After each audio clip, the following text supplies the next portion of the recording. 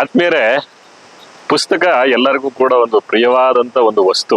ಆದ್ರೆ ಓದೋರು ತುಂಬಾ ಕಡಿಮೆ, ಓದ್ದಲೇ ಇರ್ತಕ್ಕಂಥವ್ರು ಹೆಚ್ಚು. ಆದ್ರೆ ಹಂಗಂತ ಓದ್ದಲೇ ಇರೋರಿಗೆ ಜ್ಞಾನ ಇಲ್ವಾ? ಖಂಡಿತ ಎಲ್ಲರಿಗೂ ಕೂಡ ಜ್ಞಾನ ಇದ್ದೇ ಇರ್ತದೆ.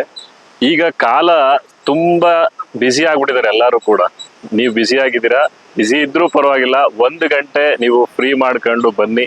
ಪ್ರತಿ ತಿಂಗಳ 2ನೇ ಶನಿವಾರ ಈ ಒಂದು ಜ್ಞಾನಧಾರೆ ಅಂತಕ್ಕಂಥ ಕಾರ್ಯಕ್ರಮ ನಮ್ಮ ತಿಪಟೂರು ತಾಲೂಕಿನಲ್ಲಿ ಕಲ್ಪತರು ಗ್ರ್ಯಾಂಡ್ ಅಲ್ಲಿ ನಡೀತದೆ.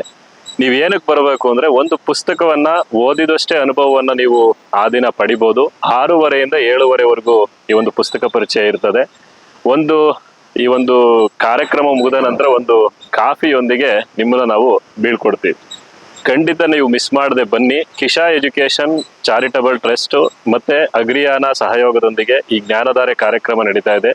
ಎಲ್ಲದಕ್ಕಿಂತ ಮುಖ್ಯವಾಗಿ ಆ ಒಂದು ಸ್ಥಳವನ್ನ ಕೊಟ್ಟಿರ್ತಕ್ಕಂಥ ಕಲ್ಪತರು ಗ್ರ್ಯಾಂಡ್ ಸಹಯೋಗ ಸಾಕಷ್ಟು ಮುಖ್ಯವಾಗ್ತದೆ. ಜೊತೆಗೆ ಎಲ್ಲಾ ಸ್ನೇಹಿತರು ಕೂಡ ಸೇರಿ, ನಾವೆಲ್ಲರೂ ಕೂಡ ಸ್ನೇಹಿತರು ಸೇರಿ ಈ ಒಂದು ನಿಸ್ವಾರ್ಥವಾದಂತ ಸಾಹಿತ್ಯದ ಒಂದು ಸೇವೆಯನ್ನ ಮಾಡಬೇಕು ಅಂತಕ್ಕಂಥ ಉದ್ದೇಶದಿಂದ ಈ ಒಂದು ಕಾರ್ಯಕ್ರಮವನ್ನ ಮಾಡ್ತಾ ಇದೀವಿ. ವಿವೇಕಾನಂದರ ವಾಣಿಯಂತೆ ಹಸಿವು ಕೇವಲ ಒಂದು ಊಟವನ್ನ ಮಾಡ್ತಕ್ಕಂಥದ್ದು ಒಂದೇ ಅಲ್ಲ, ಜ್ಞಾನದ ಹಸಿವು ಕೂಡ ಇರಬೇಕು. ಆ ಅರ್ಜನೆ ನಮ್ಮ ಜೀವನದಲ್ಲಿ ಮತ್ತಷ್ಟು ಮೇಲಕ್ಕೆ ಹೋಗೋದಕ್ಕೆ ಸಹಕಾರ ಆಗ್ತದೆ ಅಂತಕ್ಕಂಥ ಒಂದು ಉದ್ದೇಶವನ್ನ ಹೇಳ್ತಾ, ತಾಲೂಕಿನಲ್ಲಿ ಒಂದು ಹೊಸ ಒಂದು ಉತ್ಥಾನವನ್ನ ಬರೆಯಕ್ಕೆ ಈ ಒಂದು ಜ್ಞಾನಧಾರೆ ಸಜ್ಜಾಗಿದೆ. ನೀವು ಕೂಡ ಸೇರ್ಕೊಳ್ಳಿ, ಬನ್ನಿ.